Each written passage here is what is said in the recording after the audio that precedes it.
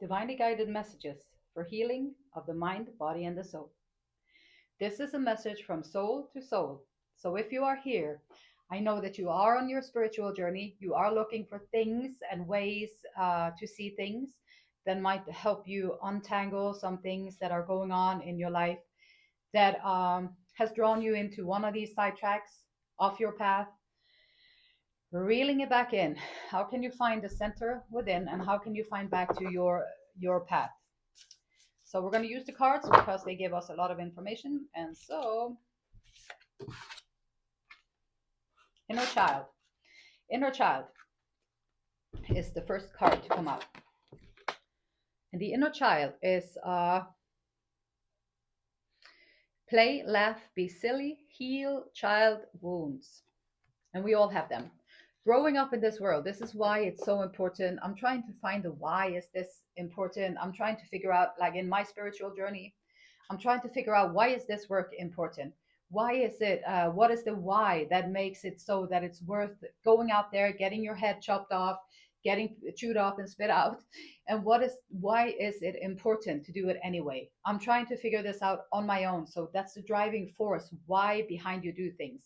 And why inner child, it's so sad to me when I look at the world and I see how the children lose themselves, like they are born all open eyed, all present, all getting locked up, getting locked into different systems that they will live with and think they are for the rest of their lives.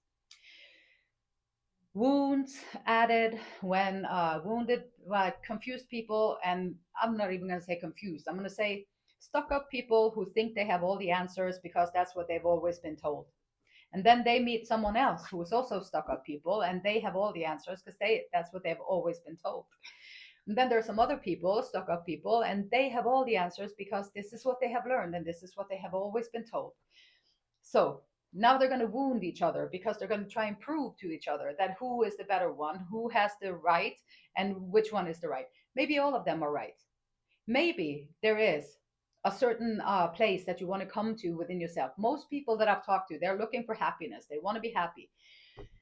So what are they going to do in order to make themselves happy? Well, they're going to do just about anything to make themselves feel happy. And it can be so different from person to person because we're not the same. What makes me happy is going to be different from what makes you happy. It's going to be different from what makes them happy. And so we're all allowed to have different pathways in our lives. We're all allowed to see things from a different perspective. We're all allowed to have these different opinions and different ways of seeing things. It's not a big deal. We just make it a big deal because we're uncertain of our own position. So when someone comes up and says something different, it makes me feel uncomfortable. Now I am uncomfortable and now I become fearful. So I'm going to chew you up because you make me feel these things. The spiritual journey is about acknowledging that fear. You know what? When I talked to so and so today, it made me feel really fearful when we talked about this subject, or when they said that, it made me feel like really bad inside. Why is that? I wonder. And then once you say the why is it that I was feeling that way and reacting that way, then see, I don't know. Maybe I have sound on it. I don't know. I forgot it. Forgot the microphone, but hey. So the inner child. So then it's like once you start to acknowledge and you notice this, the things that you're doing, you start to acknowledge them. And like when that happened today, it made me feel such and such. And when this happened, it made me feel this way. And when that happened, it made me feel that way. So then you can start to figure out, like, why did it make me react so crazily? Because we're all allowed to have different viewpoints, different way of seeing things, different way of doing things. But we're so caught up, and so much of our society is laid out with the rules and the regulations of how to do things correctly, so everyone can do it correctly together. And then so a lot of these rules and the regulations is not really a part of what we would like to do. So we feel somehow trapped into these patterns and somehow trapped into these situations. And it makes us angry to see someone do it differently. Like, why can they do it differently when I can't? Or why do they do it like that when I can't do it like that? Well, you can do it like that too. And then you can bring yourself onto your spiritual journey, because that's what it's all about. Figuring out and being in your own spiritual journey. And the inner child is our place where we all have wounds. We all have wounds from being a child. And sometimes you have had such a great childhood that that becomes almost your wound.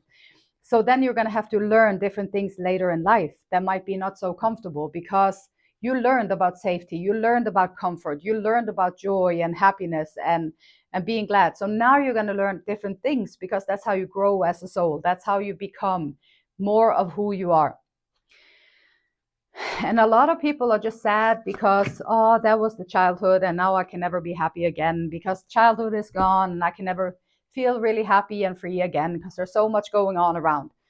Well, you can be happy and free within yourself, even though there is so much going on around. Like, be in the world, but not off the world. So you nurture and you take care of your inner state, and you find your presence in the moment, where you don't focus on the future, you don't focus on the past. You be focusing on, like, how can I overcome this restriction, or this like feeling of really something strong inside that like made you very uncomfortable in the conversation with these people, and it just triggered you somehow. And how can you figure it out? So then you find the answers. Next time you're in a similar situation, you're going to react completely different. It's going to be completely different for you. And that's how you grow. That's the spiritual journey. It's the inner power. So the inner child is the inner power, the true self, the potential that you have. You have the potential to untangle these things that are hindering you in your life. Like, I'm reading a book at the moment. It's called The Games People Play. And they talk about like the games people play, for example, in a marriage, where they are like, you made me do it, or like, it's because of you. So they be in a marriage, they settled in a marriage, and this strict husband or the strict wife, they always want to keep them at home, or they don't are allowed to do anything or whatever. And so they settle in there, and then the wife and they meet up together, and then they have conversations about this horrible husband that they have. And that's the game they play in that group.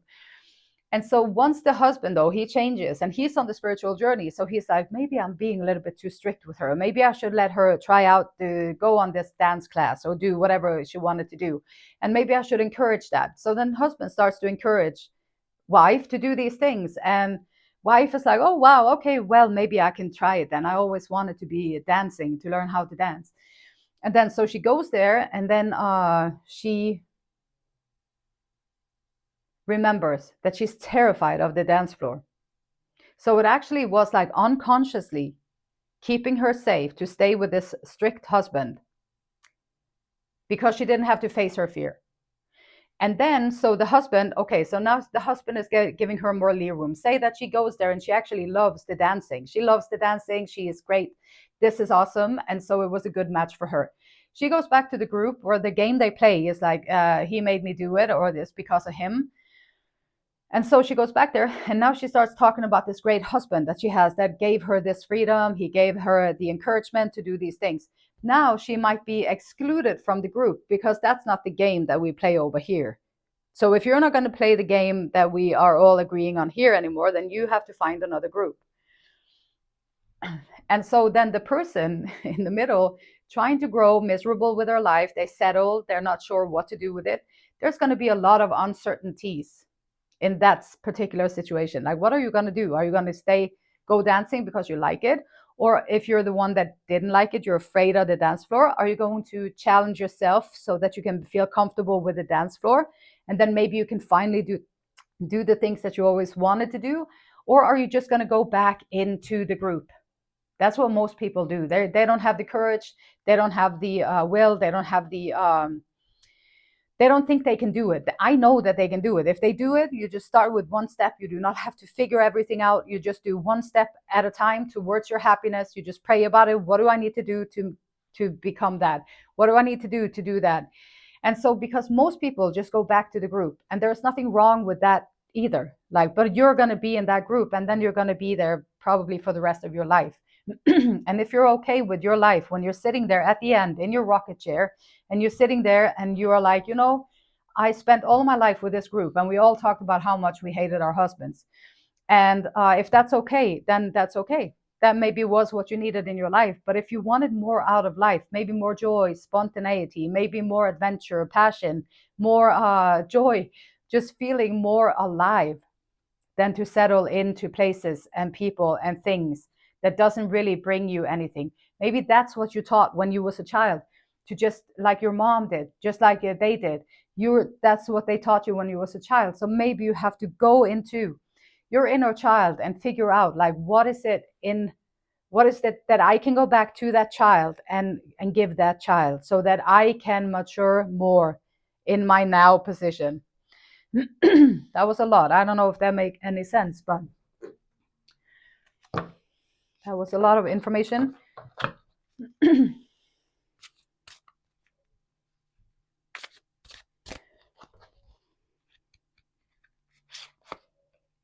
Perception, how we perceive things. It's going to be different for me. It's going to be different from you. It's also another thing that is dependent on what you have been through in your life, how you see things, what kind of wounding is in your inner child. Do you have any wounds there? It's going to color the way you see things.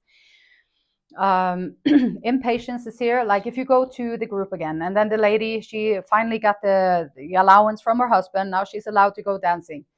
So she is going to dancing, and she's oh my gosh, a little nervous and excited and all that. And then she goes there, and then she went there one time, she went there two times, and she's still afraid of it. So now she's getting impatient. And this is the part where also a lot of people fall out of the spiritual journey and fall into the traps. This would be a trap. Like, this is not where you're going to find your authentic freedom, with a group over there who just have this one game that they play. And then, so that's not where you're going to find your authentic voice and your freedom to speak and your freedom to move in your life the way you want to. This is going to be one thing that is going to distract you from your journey. The husband over there, the strict husband, is going to be another thing that can distract you from your journey. So once you find your inner strength, you find your inner voice, and you know what you want to do, so then you can find people that can assist you and can help you along your way. Impatience is a thing that is, especially these days, like the kids nowadays, they probably, they don't even know what patience is, probably because everything comes to them like that. It's a drive-through, it's instant, everything. So teaching kids patience, I don't know who needed to hear that, but being patient with the kids, being patient with your own inner child, being patient with it, because sometimes you go to the inner child and you see the wound that was inflicted when you was a child, where things stopped in a way, and then it was a big traumatic experience, or it was just a huge emotional impact on you, a huge physical emotional impact, maybe mental. Someone said something that created a big emotional impact on you. And these things, they kind of get stuck in you when you're a child, if you don't have a way to transmute it and to be the magician and take it from the experience and allow it to flow on through you. Being patient when you go in there and talk and figure out the things with your own inner child. Being patient about it, having patience with yourself.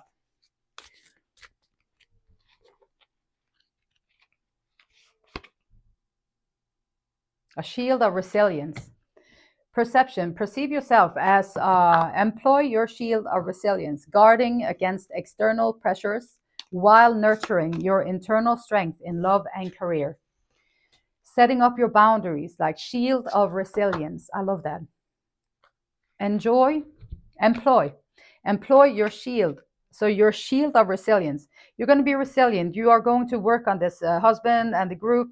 You're going to figure it out. You're going to be resilient. You're going to go to the inner child.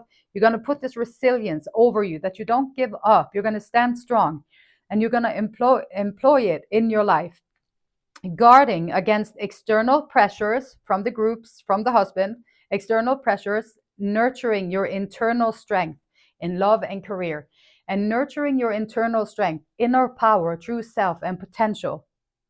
The inner child, the potential that you hold on this spiritual journey. Things are going to try and pull you astray all the time, but you put your blinders on, and then you move in so that you can figure it out. A veil of illusion. Lift the veil of illusion.